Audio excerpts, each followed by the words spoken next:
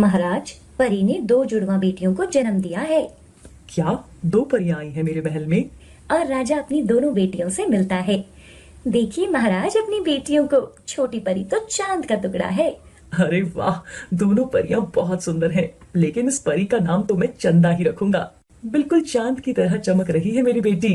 बिल्कुल सही कहा आपने। तो फिर दूसरी का नाम रूपाली होगा। ये कहानी परी लोक में रहने वाली दो बहनों की है। रूपाली और चंदा दो बहनें थी, लेकिन उन दोनों बहनों को देखकर ये बता पाना कि दोनों बहन हैं नामुमकिन था, क्योंकि दोनों बहनों में जमीन आसमान का अंतर था। चंदा दूध की तरह गोरी थी और दूसरी तरफ रूपाली का रंग बहुत ही सांवला था। परी लोक में हर कोई चंदा परी की खूबसूरती की बातें किया करता था। एक दिन सब परियां मिलकर खेल रही थी। मैं रानी परी बनूंगी और तुम सब मेरी दासियां बनोगी। चंदा, मैं इस महल की बड़ी परी हूँ, इसलिए मैं परी बनूंगी। छोटा बड़ा कुछ नहीं होता, जो हम दोनों में से सबसे सुंदर है वही रानी परी है। तुम तो रानी परी नहीं बल्कि काली परी हो। और चंदा जोर जोर से हंसने लगती है। रूपाली चंदा की बात से दुखी होकर वहाँ से चली जाती है। माँ और पिताजी, मुझे परियों वाली छड़ी चाहिए, आप मेरे लिए छड़ी लाओगे ना? बेटा, तुम्हें अभी छड़ी की क्या जरूरत है? जब तुम बड़ी हो जाओगी तब तुम्हें छड़ी मिल जाएगी। तभी चंदा भी वहाँ आ जाती है और वो छड़ी की बात सुन लेती है और अपने पिताजी से कहती है, पिताजी मुझे छड़ी चाहिए। हाँ हाँ बेटा, हम तुम्हारे लिए आज ही जाकर सबसे सुंदर छड़ी ले आएंगे। ऐसे चंदा की हर छोटी बड़ी बात पूरी की जाती थी, जबकि रूपाली जब भी कुछ मांगती थी उसे मना कर दिया जाता था। एक दिन चंदा परी अपने महल में घूम रही थी। तभी वहाँ अचानक एक बच्चा आता है, जिसके मुंह पर जलने के निशान थे। भागो यहाँ से, कितना भयानक बच्चा है, कोई इसको यहाँ से लेकर जाओ। तभी चंदा की चिल्लाने की आवाज सुनकर सब लोग वहाँ आ जाते हैं। पिताजी, ये बच्चा कितना भयानक है, इसे यहाँ कौन लाया? महाराज, ये मेरा बच्चा है, इसका चेहरा जल गया था, बस उसी के निशान है। पिताजी, इसे अभी के अभी काम से निकालो, ये अपने गंदे बच्चे को महल में क्यों लेकर आया है? तुम्हारी हिम्मत कैसे हुई इसे यहाँ लाने की? इसका जला हुआ चेहरा देखकर मेरी चंदा बेटी कैसे घबरा गई है। चलो निकलो इस महल से, आज के बाद यहाँ काम पर मत आना। महाराज, ऐसा मत कहिए, मैं आज के बाद कभी अपने बच्चे को यहाँ नहीं आने दूंगा। अभी के अभी अपने बच्चे को लेकर इस महल से बाहर निकल जाओ। पिताजी, ये आप क्या कह रहे हो? उसके बच्चे का चेहरा जलने की वजह से खराब हुआ है, इसमें उसको काम से निकालने की क्या जरूरत है? समय बीतने के साथ साथ उसका चेहरा ठीक हो जाएगा। तुम चुप रहो रूपाली, देख नहीं रही चंदा बेटी कितनी घबरा गई है। इस तरह चंदा के कहने पर महाराज शिवान उस माली को महल से निकाल देते हैं। चंदा को अपनी खूबसूरत और परी होने का बहुत अभिमान था। ऐसे ही धीरे धीरे चंदा और रूपाली बड़े हो जाते हैं और चंदा जितनी सुंदर थी उतनी ही घमंडी भी थी। दूसरी तरफ रूपाली का चेहरा भले ही सांवला था, लेकिन वो मन की उतनी ही साफ और दयालु थी। उसे जानवरों और पक्षियों से बहुत प्यार था और वो हर रोज उनको खाना खिलाया करती थी। एक दिन महाराज शिवान महारानी से कहते हैं, महारानी साहिबा, मेरा दोस्त महाराजा अर्जुन ने अपने बेटे शौर्य का रिश्ता भेजा है और वो लोग कल महल में आ रहे हैं। ठीक है, मैं चंदा को बता दूंगी। चंदा को? लेकिन बड़ी तो रूपाली है और कायदे से तो पहले उसकी शादी होनी चाहिए। कह तो आप सही रहे हो, लेकिन आप तो जानते हो कि रूपाली का रंग सांवला है और कोई उसे शादी नहीं करना चाहेगा। चंदा हमारी तो इतनी खूबसूरत है, उसे कोई मना ही नहीं कर सकता, इसलिए हमें चंदा की शादी पहले करनी होगी। कहीं ऐसा ना हो रूपाली को मिलाने से वह शादी के लिए मना कर दे और इतना अच्छा रिश्ता हाथ से निकल जाए। और महाराजा शिवान अपनी पत्नी की बात मान लेते हैं। अगली सुबह हर रोज की तरह रूपाली नदी के किनारे जाती है और मछलियों को खाना डालती है। उसी रास्ते से राजा शौर्य आ रहे थे। वो नदी किनारे रूपाली को मछलियों को खाना खिलाते देखते हैं। अरे, ये कौन है जो इन जानवरों के बारे में इतना सोच रही है? जाकर देखता हूँ। बहुत अच्छा काम कर रही हैं, नहीं तो आज के समय में हर कोई अपने काम में ही व्यस्त है। मुझे ये सब करना अच्छा लगता है। वैसे आप कौन हैं? आपको पहले इस परिलोक में मैंने नहीं देखा। मैं राजा शौर्य हूँ, मैं साथ ही के परिलोक का राजा हूँ और महाराजा शिवान के महल जा रहा हूँ। तो आप हमारे महल जा रहे हो? मैं उनकी बड़ी बेटी रूपाली हूँ। माफ कीजिए, पिताजी ने आपके आने की सूचना नहीं दी। आप महल में चलिए, हम बस मछलियों को खाना खिलाकर आते हैं। आपसे मिलकर बहुत अच्छा लगा। और फिर महाराजा शौर्य वहाँ से आगे चले जाते हैं और मन ही मन में सोचते हैं, वो रूपाली जी तो बहुत अच्छे मन की है, हमें ऐसी लड़की चाहिए थी जो मन की साफ और दयालु हो। जब महाराजा शौर्य महल में जाते हैं तो वहाँ सब उनका स्वागत करते हैं और फिर राजा शौर्य को चंदा परी से मिलाया जाता है। चंदा परी उन्हें बहुत खूबसूरत लगती है। शौर्य मन में सोचते हैं कि ये भी अपनी बहन की तरह दयालु होगी। चंदा को भी महाराजा शौर्य पसंद आ गए थे। वो दोनों बगीचे में घूम रहे थे। तभी एक पक्षी ऊपर से चंदा परी पर बीट कर देता है। ये क्या, इस पक्षी ने मुझे गंदा कर दिया। और चंदा अपनी जादुई छड़ी से उस पक्षी की जान ले लेती है और वो नीचे गिर जाता है। ये आपने क्या किया? इतनी सी गलती की वजह से आपने उसे जान से मार दिया। मैं परियों की रानी चंदा हूँ, उसे ये गुस्ताखी करने से पहले सोचना चाहिए था। तभी रूपाली भी वहाँ आ जाती है। उस पक्षी को मरा हुआ देखकर वो जल्दी से उसे उठाती है। जल्दी कोई पानी लाओ, क्या हुआ इसे? ये अभी मर चुका है। आ गई रूपाली, फिर ये रोना धोना शुरू कर देंगी। चलो आप मेरे साथ चलो। तुम जाओ, मैं अभी आता हूँ। और राजा शौर्य उसे सारी बात बताता है। ये सुनकर रूपाली की आंखें भर आती हैं। पता नहीं ये चंदा ऐसा क्यों करती है। ये भूल जाती है कि इनमें भी हमारी तरह जान है और इन्हें भी दर्द होता है। रूपाली का रंग भले ही सांवला था, लेकिन वो मन की बहुत दयालु थी और उसकी ये बात महाराजा शौर्य को बहुत पसंद आई। राजा शौर्य महाराजा के पास जाते हैं और उनसे बोलते हैं कि उन्हें चंदा से नहीं बल्कि उनकी दूसरी बेटी से शादी करनी है। तभी चंदा भी वहाँ आ जाती है और वो राजा शौर्य की बातें सुनकर जोर जोर से हंसने लगती है। तुम मुझे ठुकराकर उस काली रूपाली से शादी करना चाहते हो? तुम्हें शायद पता नहीं है, इस पूरे परी लोक में ना मुझसे सुंदर परी कोई नहीं है और तुम मुझे छोड़कर उस रूपाली से शादी करना चाहते हो।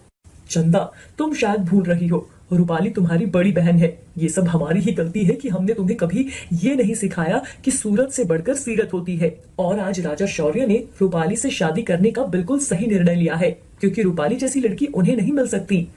महाराजा शिवान और उनकी महारानी रूपाली से माफी मांगते हैं। बेटा रूपाली, हमें माफ कर दे। हमने तुम्हें हमेशा चंदा से कम समझा और हमेशा चंदा की हर जिद को पूरा किया। सब राजा शौर्य की बात मान लेते हैं और रूपाली की शादी राजा शौर्य के साथ बड़े धूमधाम से करते हैं। बाद में चंदा भी रूपाली से अपनी गलती की माफी मांगती है। एक गांव में एक सेठ रहता था।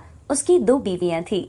पहली बीवी रमा के सर पर बाल बहुत ही कम थे और उसका रंग भी सांवला था, और दूसरी तरफ छोटी बीवी सुमन के बाल बहुत लंबे और काले और घने थे और वो दिखने में भी बहुत सुंदर थी, इसलिए उसको अपने ऊपर बहुत घमंड था। एक दिन सेठ अपनी छोटी पत्नी को आवाज लगा रहा था। छोटी बहू, अरे छोटी बहू, जरा इधर तो आना, पता नहीं कहाँ चली गई। इधर छोटी पत्नी अपने बाल बनाने और सजने संवरने में व्यस्त थी। तभी वहाँ उसकी बड़ी पत्नी सेठ की आवाज सुन जल्दी से आ जाती है। जी आप बुला रहे थे, वो मैं काम कर रही थी इसलिए सुनाई नहीं दिया। तुम्हें तो मैंने बुलाया ही नहीं, मैं तो छोटी बहू को बुला रहा हूँ। अच्छा, मुझे लगा आपने मुझे बुलाया होगा। कोई बात नहीं, आप मुझे बता दीजिए क्या काम है। आपको कुछ चाहिए क्या, मैं लाके दे दूं? ये छोटी बहू कहाँ है? जी वो अपने कमरे में बाल बना रही होगी। इतने में वहाँ छोटी पत्नी भी आ जाती है।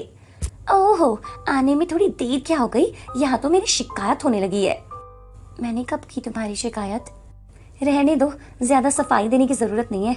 तुम्हें तो ऐसा लगता है ना कि मैं सारा समय अपना चेहरा संवारने में लगी रहती हूँ और सारा काम तुम करती हो, ऐसे जताती हो ना तुम तो। मैंने ऐसा कब कहा छोटी? बड़ी बहू, बस बस करो, बात बात पर दूसरों की गलतियां निकालती रहती हो, जाओ अपना काम करो। सेठ के ऐसा बोलते ही उसकी बड़ी पत्नी चुपचाप वहां से बाहर चली जाती है। अरे छोटी बहू, बहुत सुंदर लग रही हो। अच्छा, तुम्हें एक बात बतानी है, कल मैं सुबह किसी काम से शहर जा रहा हूँ। तुम्हें अगर वहां से कुछ लेना है तो मुझे बता देना, बड़ी बहू को मत बताना। और हाँ, मुझे सुबह जल्दी जाना है। मैं जाने से पहले सिर्फ तुम्हारा चेहरा देखना चाहता हूँ, बड़ी बहू का नहीं। जी ठीक है। ये बात सेठ की बड़ी पत्नी सुन लेती है। उसको बहुत बुरा लगता है। मुझे तो कोई पसंद ही नहीं करता। हे भगवान, आपने मुझे इतना बुरा क्यों बनाया है? ऐसे वो दुखी मन से अपने काम में लग जाती है। सेठ के जाने के कुछ दिन बाद छोटी पत्नी अपने बाल बना रही थी। ओहो, ये लंबे बाल भी ना मुसीबत से कम नहीं है। कितना टाइम लग जाता है इनको बनाने में, मेरे तो हाथ भी दुखने लग जाते हैं। तभी वहाँ रमा आती है और वो सुमन की बात सुन लेती है। अरे छोटी, दो, मैं तुम्हारे बाल बना देती हूँ। तुम्हें पता भी है बाल कैसे बनाते हैं? तुम्हारे सर पर तो बाल है नहीं, आई बड़ी मेरे बाल बनाने वाली। अरे मेरे बाल नहीं है तो क्या हुआ, मुझे बाल बनाना नहीं आता क्या? मुझे बहुत अच्छे से बाल बनाने आते हैं। अच्छा जी, बना के बताओ जरा, लेकिन ध्यान से, मेरे बाल अपने जैसे मत बना देना। अरे खींच क्यों रही हो, ध्यान से बनाओ। हाँ हाँ बस हो गया, आराम से बना रही हूँ। तभी गलती से सुमन के बाल कंघी में उलझ जाते हैं और कुछ बाल टूट जाते हैं। अरे यार, क्या कर रही हो तुम? मेरे बाल तोड़ दिए। तुम मुझसे जलती हो ना कि तुम्हारे बाल मुझसे इतने अच्छे क्यों हैं? तो इसीलिए तुम मुझे अपने जैसा बनाना चाहती हो। अभी बताती हूँ मैं तुमको। और सुमन रमा के बाल बहुत तेज से नोच देती है। ये लो, आई बड़ी। और सुमन जैसे ही वहां से जाने लगती है तो अचानक वो जमीन पर गिर जाती है। तभी वहां सेठ भी आ जाता है। अरे ये क्या हो रहा है? देखिए ना, इसने मुझे धक्का मारकर गिरा दिया है और मेरे बाल भी नोचे हैं। ये मुझे अपने जैसा बनाना चाहती है, जलती है ये मुझसे। मैंने कुछ भी नहीं किया, मैं तो बस इसकी मदद करना चाहती थी, इसलिए इसके बाल बना रही थी। बाल तो इसने मेरे नोचे हैं। चुप करो तुम, जब देखो लड़ती रहती हो। चली जाओ यहाँ से। रमा को बहुत दुख होता है और वो रोते हुए वहां से चली जाती है। बस अब बहुत हो गया, मुझे यहाँ कोई प्यार नहीं करता, फिर मैं यहाँ क्यों रहूं? मैं यहाँ से बहुत दूर चली जाऊंगी, जहाँ मुझे कोई सुंदर न होने की वजह से जलील नहीं करेगा। और वो किसी को भी बिना बताए वहां से चली जाती है। ऐसे वो एक जंगल में पहुंच जाती है। जंगल बहुत घना था। तभी रमा देखती है कि एक पेड़ के नीचे बहुत गंदगी थी। उसके बहुत से फल नीचे गिरे थे। अरे अरे, ये पेड़ के नीचे कितनी गंदगी है, पहले इसको साफ कर देती हूँ। तभी वहां कुछ पत्ते लेकर वो वहां सफाई कर देती है। तभी पेड़ से एक आवाज आती है। हमेशा खुशी रहो बेटा, तुमने बिना स्वार्थ के यहाँ सफाई की है। भगवान तेरे सारे दुख दर्द दूर करे। बता तुझे क्या चाहिए? मुझे कुछ नहीं चाहिए।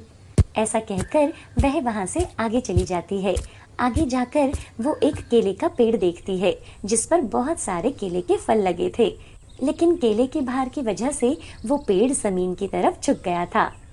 अरे, ये पेड़ तो केले के भार से टूटने वाला है।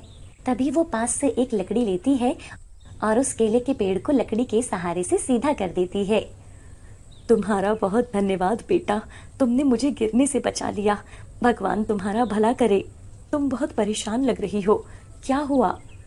तभी रमा उसे सारी बात बताती है। आगे एक तालाब है, वहां जाकर पानी में एक डुबकी लगा कर आओ, तुम्हारे सारे दुख दर्द दूर हो जाएंगे। तभी वो आगे जाती है और तालाब के पानी में डुबकी लगाती है। जैसे ही वो डुबकी लगाकर बाहर आती है, अरे ये क्या, मेरा रंग तो गोरा हो गया है और मेरे बाल कितने लंबे और काले हो गए हैं। रमा बहुत खुश हो जाती है और वो केले के पेड़ को धन्यवाद करती है और खुशी से अपने घर जाने लगती है। आगे उसे दूसरा पेड़ मिलता है। रुको, मैं तुम्हें कुछ देना चाहता हूँ। और वो पेड़ हीरे जवाहरात से भरी एक टोकरी उसे दे देता है। अरे, इतने सारे गहने, लेकिन मुझे ये नहीं चाहिए। तुमने बिना स्वार्थ के यहाँ की सफाई की है, तुम इसकी हकदार हो। रमा वो सब कुछ लेकर वहां से महल वापस आती है और आते आते उसे शाम हो जाती है। तभी सुमन उसे देखकर दंग रह जाती है। अरे, ये तुमने अपने चेहरे और बालों पे क्या लगाया है? तुम्हारा रंग इतना गोरा कैसे हो गया और तुम्हारे बाल भी इतने लंबे हो गए?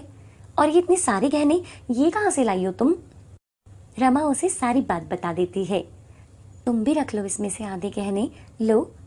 नहीं नहीं, मुझे नहीं चाहिए। अच्छा, मुझे ना नींद आ रही है और सेठ जी भी आराम कर रहे हैं, उन्हें अब परेशान मत करना, कल बात कर लेना उनसे। ठीक है। रात को ही उस जंगल में जाकर आऊंगी और इससे भी सुंदर और इससे भी कहीं ज्यादा हीरे जवाहरात लेकर आऊंगी। पूरी रात सुमन को नींद नहीं आती और वो सुबह सुबह जंगल में चली जाती है। जाते जाते वो जंगल में बहुत आगे चली जाती है और वो बहुत थक जाती है। अरे वाह, वो सामने कितना बड़ा पेड़ है, उसी के नीचे जाकर बैठती हूँ। लेकिन जब वो उस पेड़ के नीचे पहुंचती है तो नीचे बहुत गंदगी पड़ी हुई थी। हे भगवान, ये पेड़ के नीचे तो बहुत गंदगी है, यहाँ तो मैं बिल्कुल भी नहीं बैठ सकती। यहाँ से तो जाना भी मुश्किल हो जाएगा। पता नहीं और कितनी दूर है वो जादुई तालाब और पेड़। और वो वहां से आगे चली जाती है। आगे उसे वहां एक झुका हुआ केले का पेड़ दिखता है। अरे यार, मुझे तो बहुत भूख लग रही है, ये केले ही खा लेती हूँ, फिर आगे जाकर उस तालाब को ढूंढती हूँ। और वो उस केले के पेड़ से केले तोड़ने लगती है और वो पेड़ से केले तोड़ते समय उस पेड़ को जोर से खींचती है और केले का पेड़ ही तोड़ देती है। ये औरत तो बहुत स्वार्थी है, ये कभी किसी का भला नहीं कर सकती। उसके बाद वो वहां से आगे चली जाती है और उसे वो तालाब दिखता है। अरे वाह, वो रहा सामने तालाब। अब बताती हूँ इस रमा को, मैं ही इससे सुंदर रहूंगी हमेशा। और वो पानी में डुबकी लगाती है। जैसे ही वो पानी में डुबकी लगाकर निकलती है, अरे वाह, मेरा रंग तो और भी निखर गया है। ये तो सच में जादुई तालाब है। इसमें एक और डुबकी लगा लेती हूँ और भी सुंदर हो जाऊंगी। और वो पानी में फिर से डुबकी लगाती है और जैसे ही वो खुद को देखती है, अरे ये क्या हो गया मेरे रंग को, ये तो पहले से भी काला हो गया। और वो फिर से पानी में डुबकी लगाती है, लेकिन अब उसका रंग नहीं बदलता और वो काली ही रह जाती है। हे भगवान, ये मेरे रंग को क्या हो गया, ये गोरा क्यों नहीं हो रहा। तभी वहां एक बड़ा सा मगरमच्छ पानी के अंदर ही उसे पकड़ लेता है और उसे मार देता है। उसके बाद सेठ की बड़ी पत्नी सेठ के साथ हंसी खुशी रहने लगती है। इस कहानी से हमें शिक्षा मिलती है कि हमें कभी भी लालच नहीं करना चाहिए और ना ही कभी दूसरों का बुरा करना चाहिए।